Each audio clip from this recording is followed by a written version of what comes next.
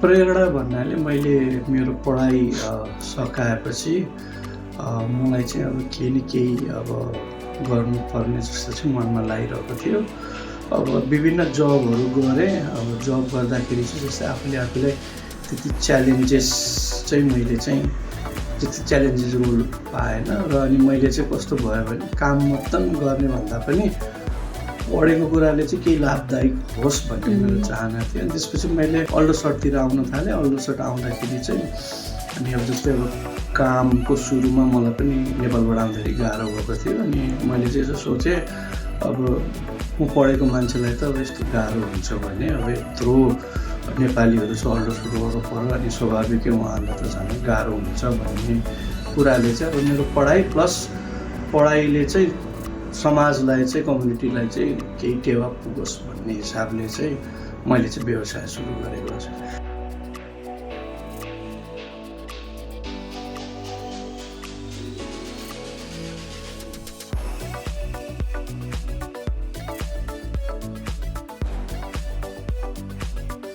धेरै डिफिकल्टिजहरू त स्वाभाविकै हो, किनभने अब हामी नेपालबाट अब स्वाभाविकै अब हामी अब युकेमा आएपछि अब तपाईँको कानुनको कुराहरूले अब बिजनेस ओपन गर्दाखेरि होइन, अनि तपाईँको टर्म कन्डिसनहरू त्यो आफ्नो ठाउँमा छँदैछ। किनभने हामीले अब कति कुराहरू चाहिँ हामीले कम्प्लायन्सहरू चाहिँ हामीले चाहिँ फुलफिल गर्नुपर्छ। अनि अर्को कुरा चाहिँ अब कस्तो छ भने अब त्यो ब्यारियरहरू आउँछ नि। जस्तै अब मैले अब एकाडेमीहरू चलाएँ, ट्रेनिङहरू चलाएँ, रिक्रुटमेन्टहरू चलाएँ। अब मैले मेरो मान्छेहरूलाई चाहिँ अब रोजगारी दिने अपर्च्युनिटी दिने अब एउटा एक्सपेक्ट थियो।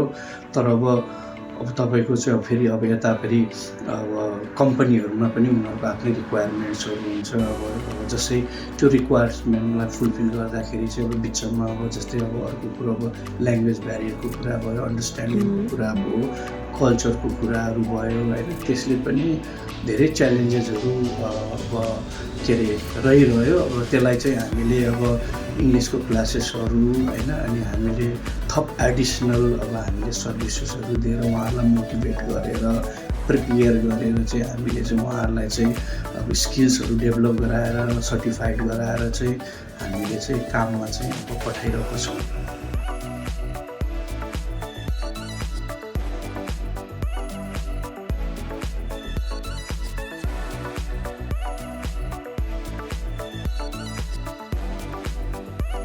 मेन मोटिभ चाहिँ अब कस्तो हो भने अब जस्तै अब आफ्नो प्रोडक्ट अब आफूलाई फर्स्टमा थाहा हुनु पऱ्यो।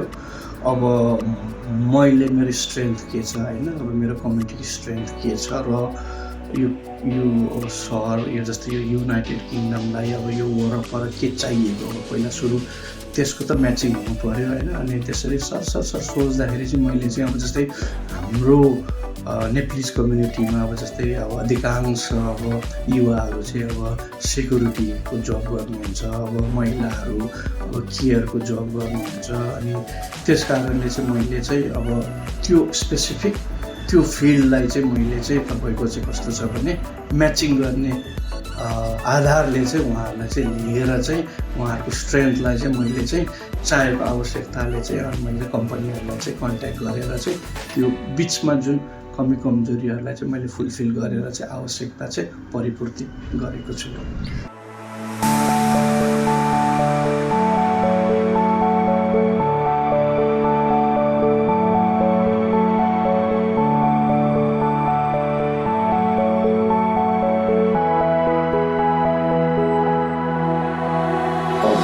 अब मैले धेरै कुराहरू सिकेँ। अब नेपालमा अब खासै मैले काम गरेको र कमाइ गरेको भन्ने नै थिएन। मैले चाहिँ आफूले काम नगरेको हुँदाखेरि चाहिँ अब मैले जब विदेशमा आएँ धेरै कठिनाइहरू तपाईँको चाहिँ अब के अरे लिनु पऱ्यो होइन, धेरै कुराहरू बुझ्नु पऱ्यो, कति च्यालेन्जेसहरू भयो डेफिनेटली होइन। अब अनि तपाईँको कस्तो छ भने अब तपाईँको गोराको देशमा अब काम गर्दाखेरि अब कठिनाइहरू त त्यसै पनि आउँछ होइन, कम्प्लायन्सको कुराहरू हो होइन।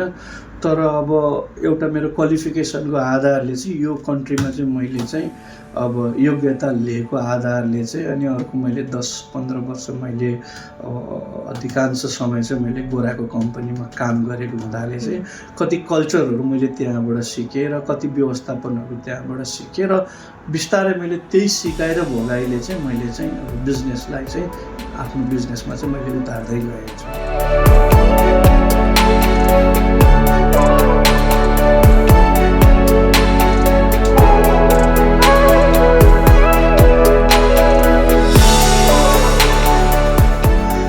मैले चाहिँ के भन्छु भने सुरुमा अब कोही पनि युथलाई चाहिँ तपाईँको झ्याप्प गएर बिजनेस गर्छु भन्दा पनि उहाँहरूले चाहिँ होइन तपाईँको चाहिँ अब बोटम लाइनदेखि चाहिँ आफ्नो करियर सुरु गर्नु पऱ्यो। अब जस्तै अब मैले पनि पहिला अब मैले एज अ क्लिनर अब तपाईँको किचन पोर्टर सबै काम गरेँ, किनभने रियल लाइफमा चाहिँ कस्तो भने आफूले सिकेपछि चाहिँ अनि त्यो कुराहरू चाहिँ लागू गर्न सजिलो हुन्छ। आजभोलिको भाइहरू चाहिँ कस्तो हुन्छ भने पढाइ गरेपछि चाहिँ सबै कुराहरू गर्न सकिन्छ भन्ने सोच्नुहुन्छ, तर त्यो कुराहरू चाहिँ व्यवहारमा चाहिँ हुँदैन। पढेको कतिपय कुराहरू चाहिँ व्यवहारमा लागू हुँदैन। त्यसकारण चाहिँ अब आफू जति सक्दो अब आफ्नो उमेरमा चाहिँ तपाईँहरू चाहिँ कुनै पनि काममा इन्भल्भमेन्ट हुनु होइन। कामले चाहिँ तपाईँको पैसाको आवश्यकता मात्रै होइन, एक्सपिरियन्सको आवश्यकता पनि हुन्छ। त्यसमा तपाईँको पेरोलको कुराहरू सिकिन्छ, तपाईँको पेन्सनको कुराहरू सिकिन्छ, तपाईँको अब जस्तै अब इस्युजहरू भयो भने कसरी रिजल्भ गर्ने भन्ने कुराहरू सिकिन्छ, आदि इत्यादि धेरै कुराहरू छ। वान्स तपाईँ काम सिक्दै गएपछि कामले काम सिकाउँछ भने जस्तै अब मेन चाहिँ आफूले के गर्ने भन्ने त्यसलाई प्रायोरिटी दिनु पऱ्यो।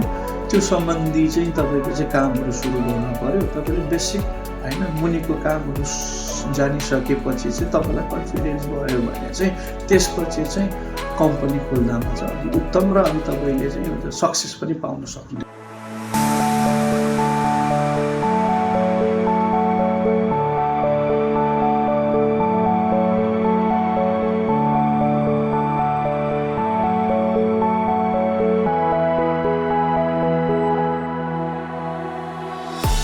नेटब्रिज हामीले इनिसियलमा चाहिँ हामीले रिक्रुटमेन्ट भनेर चाहिँ हामीले चाहिँ सुरु गरेको कन्सेप्टमा होइन।